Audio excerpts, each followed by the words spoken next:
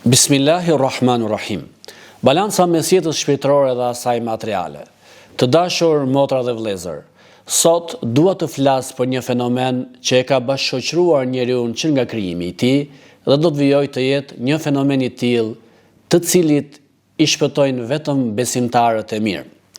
Zhbalancimi i jetës shpirtërore në funksion të asaj materiale.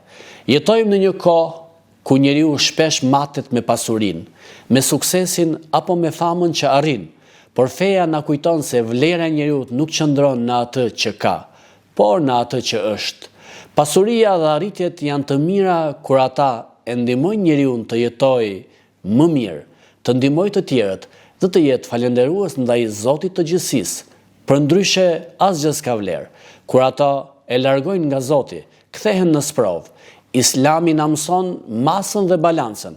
Ai nuk na kërkon të largohemi nga jeta materiale, por të mos e shndrojmë atë në qëllim. Në Kur'an famullar Zoti thotë: "Në përmendjen e tij gjejnë qetësi zemrat. Kjo është pasuria që nuk humbet, qetësia që nuk blihet."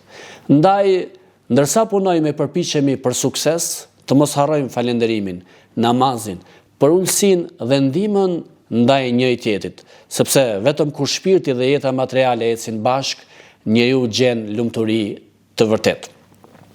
Zoti na dhënë të gjithëve mençuri për të gjetur këtë ekuilibër të bukur në jetën tonë.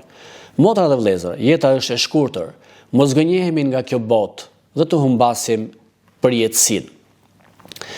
Le të ndjekim këshillën e urtë: puno për këtë botë sikur nuk do vdesësh kurrë dhe mendo sikur nesër do të jetë dita jote e fundit. Allahu na i drejtoft zemrat, na dhënë të mira në këtë botë dhe na bëft kismet xhenetin në ahiret. Amin.